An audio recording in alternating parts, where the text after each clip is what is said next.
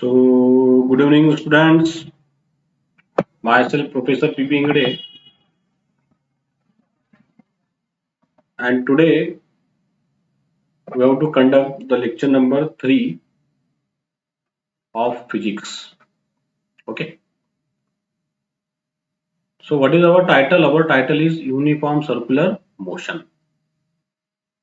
यालाच काय म्हणतो आपण UCM. Okay.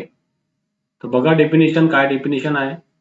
During a circular motion, if the speed of a particle remains constant, it is called as uniform circular motions.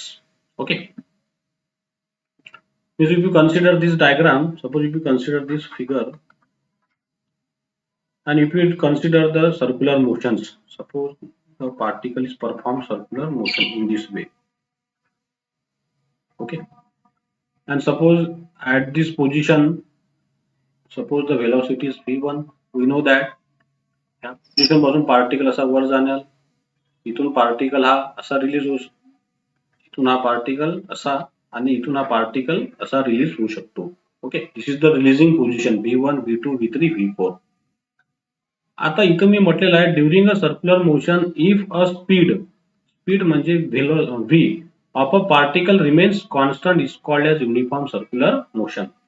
म्हणजे प्रत्येक वेळास याची जी स्पीड आहे ही कशी असणार आहे कॉन्स्टंट. याला म्हटलं मी सपोज 5 मीटर पर सेकंड, तर इथं सुद्धा किती असणार आहे 5 मीटर पर सेकंड, इथं सुद्धा किती असणार आहे 5 मीटर पर सेकंड आणि इथं सुद्धा किती असणार आहे 5 metre per second. That is called as the uniform circular motion. Second definition पहा, circular motion with a constant angular speed is known as uniform circular motions. Suppose the particle is revolving around the circle. What is the velocity? Angular velocity. So this angular velocity also remains constant. समजा ही omega 1 आहे, ही omega 2 आहे, ही omega 3 आहे, ही omega 4 आहे. तर या सगळ्या value कसा असणार आहे कॉन्स्टंट असणार आहे. The value of all this things it should be remains constant. Constant म्हणजे no change, it is remains constant. म्हणजे ओमेगा 1 बरोबर ओमेगा 2, ओमेगा 3 बरोबर ओमेगा 4 कॉन्स्टंट असणार आहे. त्यालाच आपण काय म्हणतो युनिफॉर्म सर्क्युलर मोशन्स. आता याच्यामध्ये पहिला पॉइंट बघा, in uniform circular motion only the direction of its velocity is change at every instant in such a way that the velocity always tangential to the path. Means suppose if you consider here, suppose I draw the one circle here in the center, and we know that there is a initial velocity v1, this is velocity v2, this is velocity v3 and this is velocity v4. प्रत्येक वेळा direction काय होत आहे वेलोसिटीची change होत आहे आणि ह्या सर्कलला ती कशी आहे टँजन्स आहे. Okay. And second point what is the acceleration is responsible for this because the change of velocity is nothing but what is acceleration. We know that rate of change of velocity with respect to time, it is called as acceleration. तर वेलोसिटीचं direction change होत आहे म्हणजे पहिले upward आहे, नंतर मग left आहे, मग डाऊनवर्ड आहे, मग तर राईटवर्ड आहे. म्हणजे वेलोसिटी जी आहे ही चेंज होत आहे विथ रिस्पेक्ट टू कशासोबत टाइम सोबत. So a is nothing but dv upon dt. तर यालाच काय म्हटलंय आपण acceleration is responsible for this, that is called as centripetal or radial acceleration. म्हणजे या एक्सलरेशन मुळे जे युसीएम बनत आहे इथं यालाच काय म्हटलेलं आहे आपण सेंट्रिपिटल किंवा radial acceleration. What is the value AR is equal to minus omega square into r. What is in vector form? AR vector is equal to minus omega square vector in cross R vectors. For UCM its magnitude is constant आणि magnitude किती असणार आहे AR is equal to omega square into R. आणि यालाच काय म्हणतो आपण it is a accelerated motions. Why accelerated? Because the direction of velocity is always change with respect to time. That's why it is called as accelerated motions. आता इथे एक definition आलेली आहे सेंट्रिपिटल एक्सलरेशनची किंवा रेडियल. तर ही फिगर बघा, this is the centre, this is the direction of angular velocity omega, this are is nothing but a radius vector, this is the position of the particle and this is the linear velocity of the particle. This is the center C. बरोबर आहे. आणि हा तिचा axis आहे या सर्कलचा.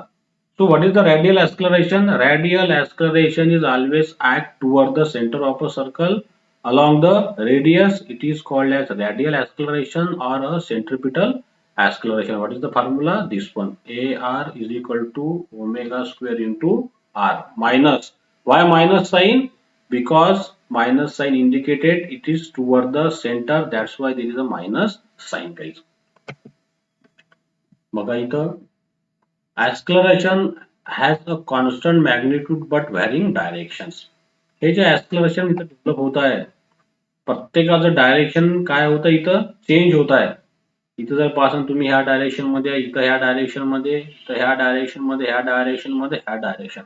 जे acceleration constant आहे, value त्याची कॉन्स्टंट असेल. समजा suppose 10 metre per second square, पण डायरेक्शन प्रत्येक वेळेस काय होत आहे चेंज होत आहे.